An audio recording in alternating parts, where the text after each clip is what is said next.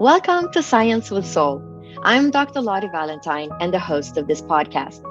I'm a physician, evidential psychic medium, international keynote speaker, and author of Med School After Menopause, The Journey of My Soul, an inspirational story about transformation, healing, and spirituality, available online at Amazon as well as other online platforms worldwide. The inspiration for this podcast came from my own life experiences. As I have journeyed through life, it has taught me that we're part of a greater divine web of interconnectedness. I have walked the path of illness, healing, and transformation. After two near-death experiences, I became clairvoyant, clairaudient, and clairsentient, and was guided to attend medical school at the age of 54.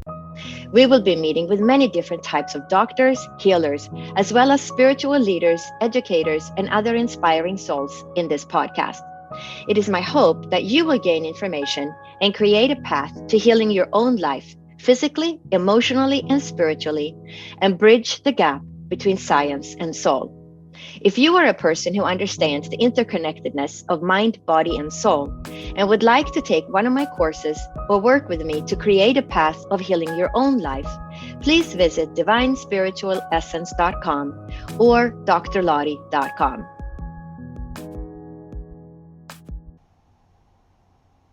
Welcome to Dr. Lottie's Science with Soul. Today, I'm really excited to introduce Elizabeth Lee, who is an animal intuitive. Elizabeth has been practicing animal communication professionally since 2012. She studied with leaders in the field, Penelope Smith and Carol Gurney. She's a certified Reiki master teacher and has a master's degree in spiritual psychology from the University of Santa Monica. Elizabeth has been certified as a sixth sensory practitioner through Sonia Choquette. Her story is featured in the book, The Gift Within Us, Intuition, Spirituality, and the Power of Our Inner Voice. Elizabeth's intention with her work is to spread awareness of animals' divine nature and create more harmony between animals and their people. Her goal is to help every animal she meets fulfill their greatest potential and live a joyful and meaningful life. So, warm welcome to you, Elizabeth. I'm so excited to have you on the show today. Oh, me too. Thank you so much. It's great to be here and be able to talk about this subject I love so much. Thank you. So, it's not something very common. How did you get into animal communication? Well, it's sort of a funny story. As a lot of children, I was just enchanted by animals as a little kid, and I loved them and lived in the country and spent a lot of time outside watching them and studying them. And as I got older, I really wanted pets, but I had allergies and asthma, so I was never allowed to have pets, unfortunately. But I still had this love and passion to be with animals. So uh, in my 20s, I moved to a new area, and there was a cat that had been left behind in the neighborhood, and she sort of adopted me, and I slowly adopted her. And wouldn't you know, my allergies were in remission for a period of time. So I started to be able to live with a cat, and it was my dream come true. And at some point, a few years later, I worked with an animal communicator because there were some issues. And I learned that animal communication was a thing, and it just amazed me. So I started learning and taking classes. And a few years later, I got pregnant, and our baby was allergic to animals, and so we had to give our cats away at that time. And I focused on being a mom, but that love never went away. Once it's there, I knew that I wanted to work with them. I actually found an old journal from when I was about 11 that said, I love animals so much, I need to find a way to work with them when I'm grown up because I love them. Wow. And so one day, my daughter was a preteen at this point, and we went out to the See the Gentle Barn, which is a beautiful sanctuary outside Los Angeles. I just felt really called to go and see all the animals there. And so we went with some friends and spent the day there, and it was just beautiful. The cows and the horses, it was just a lovely day. But even though it was outdoors, this beautiful sanctuary, I got really a horrible asthma attack. And it was really distressing to me. And we drove home, and had so much energy around this. I went up to my room and I literally just like yelled at this guy and said, "What is this about? This is not fair. I don't understand this dynamic that's in my life." And I got a really clear message in that moment. And the message was, are you willing to use your telepathic skills to help the animals? And I said, yes, of course. I'd studied 15 years earlier. And so I decided to put it into practice and just start working with people and their pets and offering help when I could. And that was 2012. And it's just grown into a lovely practice for me. And I never looked back. And I feel very grateful to be able to help when I can. And so this is my way of having relationships with animals. Wow. And it's worked out okay. Wow, that's a great story. What are some of the different things that an animal communicator can help with? Oh gosh, so many things. There's there are a lot of people come to me for behavioral issues, or when their animal isn't feeling well, they want more information about what the animal's experiencing. But there's a lot of stuff that I recommend proactively. People think of it sometimes after the fact, like they'll move and then their animal's having a hard time with a new place. So proactively, I always suggest before a big move or a big vacation, before you go away for a long time, talk to me so we can let them know what's happening. But it can be really helpful if the animal maybe has a long-term illness and is getting ready to transition. I love working with people at that time just to help open up the communication of how are you feeling? What are you needing? What would you like this to look like in the next few weeks? Just to join heads on and hearts on what's happening and how can we make life easier for them. So, behavioral issues, illness, moves, any kind of transition. It's just always nice ahead of time to let them know what's going to be happening to prevent problems down the road. What haven't I mentioned? And that's all that's coming to mind right now. But it's just a lot of great. Oh, also, of course, if you have multiple pets and one of them passes, it's really important to stay in touch with the other one and help them through their grieving period, and also help them if you're considering getting another animal to bring in the house. Mm-hmm. Talk to them about that before you do, so that we can help get a good match of temperament and so they can be friends, or to smooth the path so that they can be friends. I work with people with that issue a lot. Or if you're going to have a baby, please call an animal communicator ahead of time to help ease that transition. I like to think of it as sometimes they don't always know what's going on in the household enough to fully understand. Like a child, they can understand parts of what the dynamics are, but they don't always get the whole picture. So talking to an animal communicator can just make their understanding a little bit deeper of what's happening. Also, of course, lost pets. A lot of communicators work with lost pets as well. Like when they're lost, or? Yes, if your pet is lost, some people specialize in it. It's not an easy thing to do, and it can be very emotional. But yeah, if you can call a communicator, I worked with someone once they had just moved, and the area was unfamiliar to the cat. And so the cat became lost, and I tuned into the cat, and right away I could feel that there was a line of connection from the cat's being and their heart to their person's heart. So I worked with the cat, first of all, to help her calm down, because when they're lost, sometimes they get so frantic. So I did a lot of energy work helping her calm down. And then I had her really focus on that link to her person. And I talked to the person also about focusing on that link when you go out and you look for her. So I'd get little clues of where she was or where she had been, and that person would go there and call for her.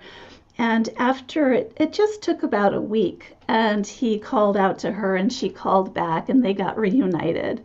So it can help a lot if they're lost, and help you lead them to you and just help them stay calm and feel more safe, because they can get really frantic and afraid, and they can feel you when you're telepathically connecting.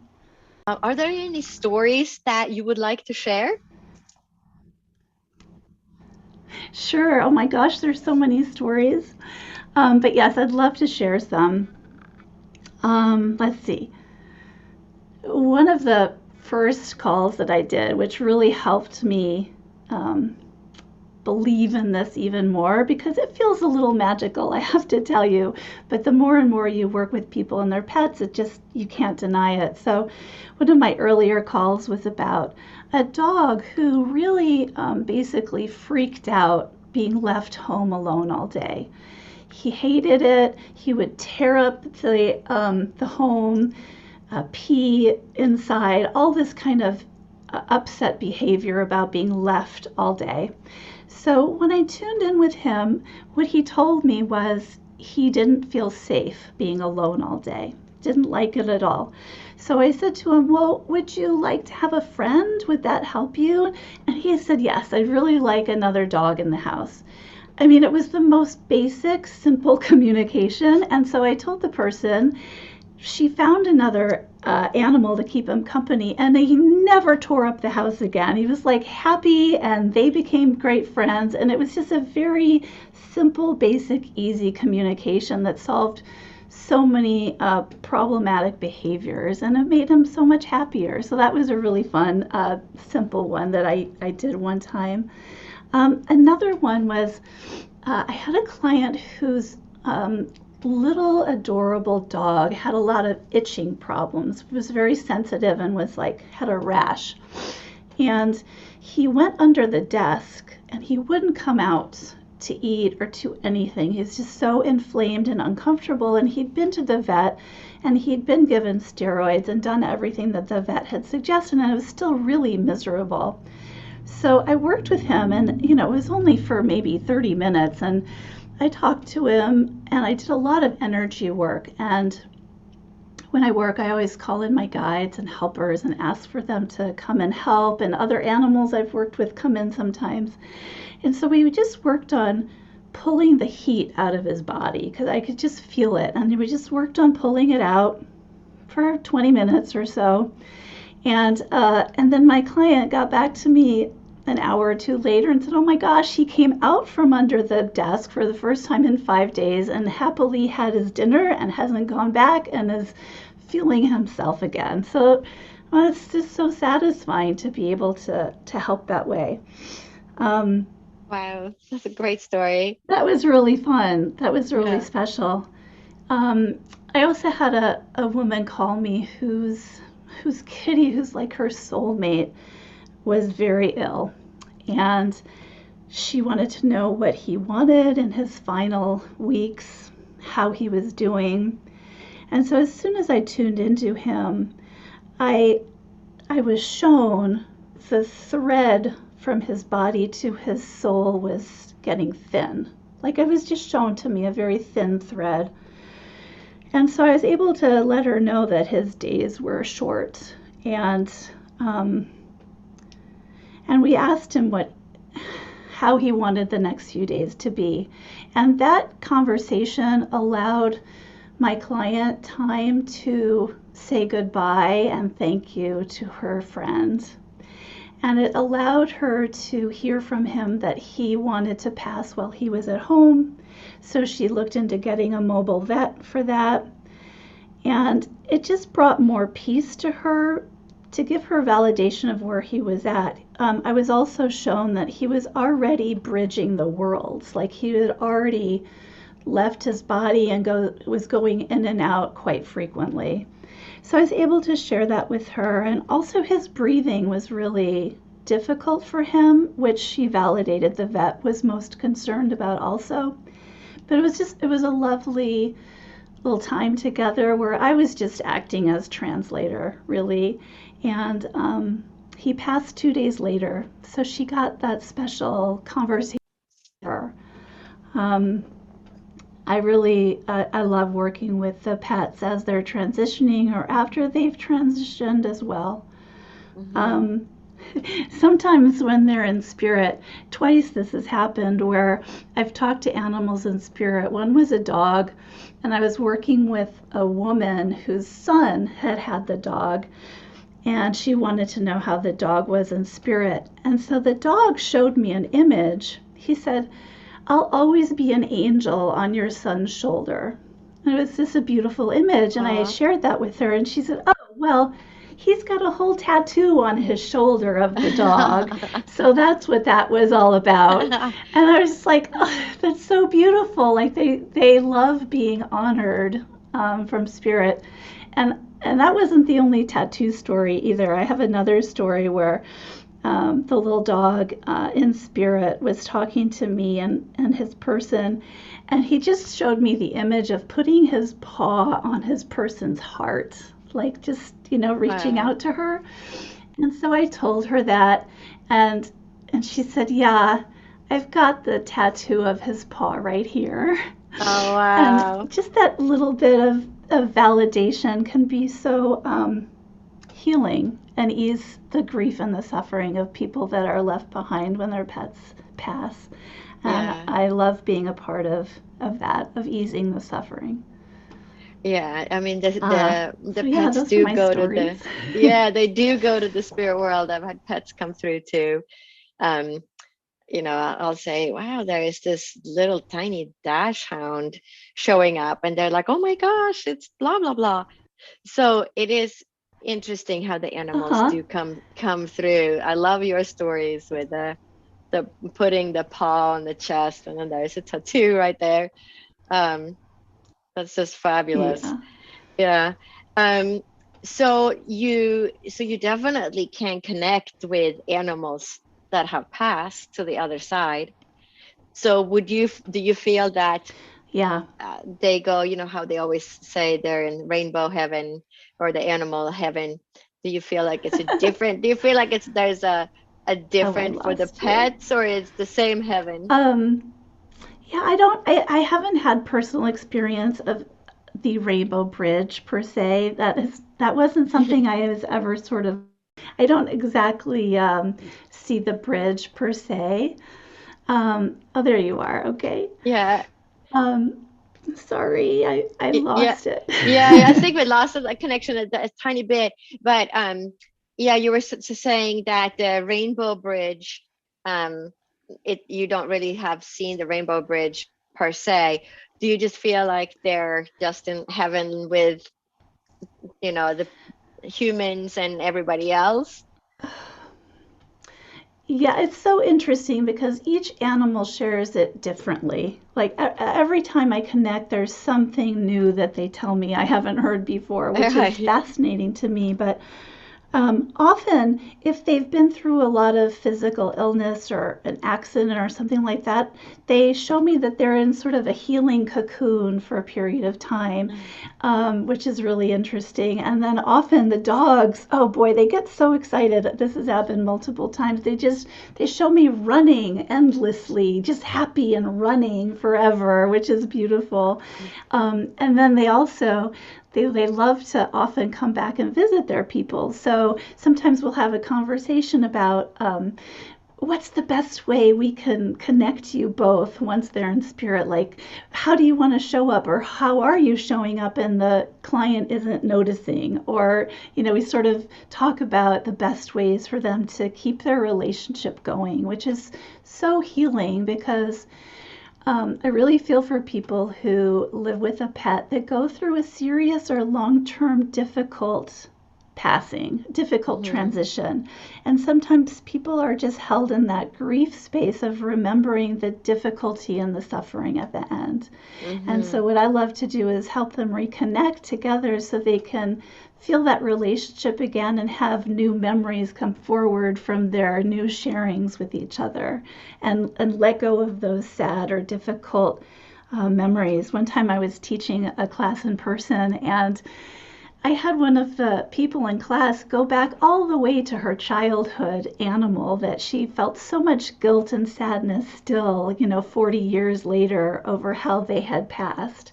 And in just a very short period of time, she could shift out of that. Well, short, after 40 years, right? Wow. But then they could shift out of that and keep moving forward. Like I just think some people get stuck in their grieving, and I'd like to help move that forward for people. Yeah, that's really important. And I often get questions myself, is my pet okay? And sometimes they, show up by themselves too without the person saying anything. So, do you feel that our pets come back to us in another life? Let's say the dog passes and then they get, a year later, then they get a new dog and they say, wow, it seems like it's the same personality, or maybe this is the dog that came back. How do you feel about Absolutely. that?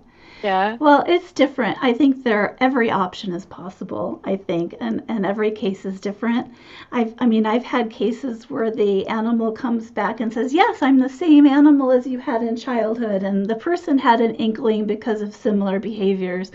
And I've also had cases where, I go through with someone their animal passing and them asking them to come back, and then hooking up with another animal and bringing another animal in, and then feeling kind of confused and surprised because the behavior is different. So then I talk about how, the animal's here for different reasons. It's going to be a very different lifetime, different relationship with you, but it's the same soul as the animal before. So I get that also. I had a really neat experience with a client who lost their kitty, who was just their soulmate, and was so sad about it. She asked him if he would be able to come back, and he said yes. And so she had her eyes open, and she was waiting for that little kind of internal nudge to find the next kitty that he comes through as. And she found that kitty on what was her kitty's birthday, the one before, Oh, wow. and felt that was a sign and adopted this new one. And it was clearly, definitely the same soul. And so she was really happy about that. But I think it's very, very much depends on the animal and their soul's path and what they want to do next. And so sometimes they say, no, I'm not coming back while you're still in this life, but we'll be back together later, But it's really fun to help be that bridge so they can still talk about it. Pretty often they're willing to come back, but sometimes they have other agendas. So it's Right. case by case. Yeah. Did you ever have a communication where an animal told you they had been, let's say it's a cat, but in their previous life they were a different animal? Does that ever happen? Absolutely. Yeah. Sometimes an animal will show me a previous life that they've had with their person, and sometimes they're in a different body. Sometimes they're a person, sometimes they're a different animal. And they always bring up a past life for a reason, to show that something in that life is being carried over in this life and to help the person understand that. Like they are helping each other. And that's very sweet to see. Yeah. Wow, that's so amazing. Mhm. Yeah. How can others connect with their pets who are living or have passed on? Well, I love to teach, and I love to share with people in sessions how they can talk to them themselves. Because if you're an animal lover, and you are, if you call me, then I think everybody has the ability to learn this. And I just really want to empower people to do it themselves. I mean, the biggest thing that stops people is their own doubt and upbringing. But so the easiest way to talk to animals is telepathically through pictures that you send. I send them, I literally see my heart open and send pictures from my heart to them. And then what I receive back, sometimes there's pictures, sometimes it's phrases, sometimes it's symbols or images, or just a knowing. So when I'm on the call with the person and their animal, I'm also hearing my guides and hearing the higher self of the pet. So, sometimes the pet will be sort of caught up in their personality and a behavior or something like that. So, and we're not getting somewhere. So I asked to bring in the higher self of the pet so we can get a broader view of their life and what they're here to learn and how you're helping them and they're helping you. And we can just sort of get above the riffraff a little bit and help remind the animal why they're in that body at this time. Sometimes we have to do that. Right. So that's fun to do too. Yeah. So do you feel that anybody could So learn to yeah, I also communicate? often like to tell people before they go on vacation or they leave for Uh-huh. a couple days to let the animal know ahead of time that you're leaving and to visualize the sun going up and down, having the day come and go for a Mm-hmm. number of times. And then when you're on vacation, send them a little telepathic postcard of where you are and remind them how many days are left. And then see yourself walking back in the house with your luggage and hugging them or, greeting them. And then they don't feel as afraid and then they'll understand how long they have to wait to see you. And that can be really helpful for everybody. Oh, wow. Yeah, that's great advice. I always feel bad for my own pets when I leave. Um, so can anyone learn how to communicate with animals? Absolutely. I think that it's a God given human ability. I really don't think that if you're interested in these sorts of things, if this is sort of what your soul is interested in and you love animals, then you're going to be able to do this to some degree. I mean, just like not everyone is born to be a lawyer or an artist or, everybody sort of has their specialty. But if you've got that loving nature towards animals and that belief, then you'll be able to learn. And I love teaching people because when they get information, which happens very quickly, they're shocked. And that's really wonderful to see and let that belief grow. But you just have to push your doubt aside and let your experience show you that it's real. Yeah, so when do people sign up for a class or do they sign up for a session? How do they learn how Yeah. to do that? Oh, absolutely. I do teach a 12-week course, so it's nice and long, so we get to know each other and we get to practice with each other's pets and really develop the skill. So that's really fun. And then in sessions, I just always try to give people tips and figure out how best their animal can hear them and how best they can get through to their animal. So I try to share that every time I talk to people because it's not rocket science. It just takes Yeah. practice and experience. Yeah. And so if a listener is listening right now and thinking, wow, I wonder if she could help with my pet. So can you do your work over Zoom or do you have to be in Yeah, person or how does that work? absolutely. In the early days, animal communicators always worked in person.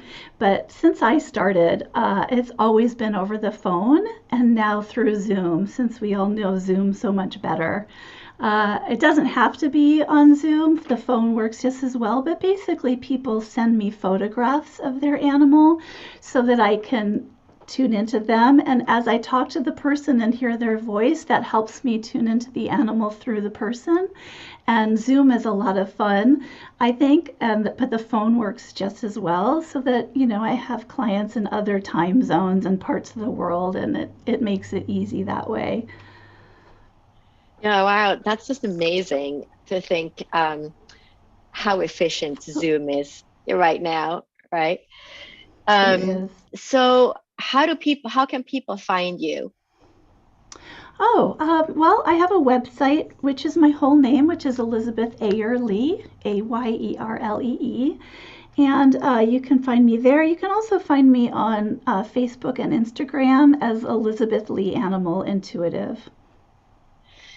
And I'll put this in the podcast notes as well. So the website and Facebook will be there, and you can just click on it and find her that way.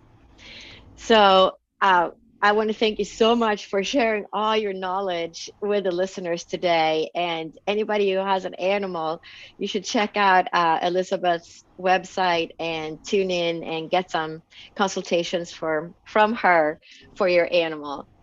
Oh, thank you So, so much, Dr. Lottie. And I have a special coupon code too for your listeners for off of my personal sessions. And that's just all caps Dr. Lottie. So you can use that coupon code for half off a session if you're interested in calling. all Thank you so right. much for So, having me on. It was so fun to talk and share stories. yeah, that was great. Great stories. And I will put the coupon code as well.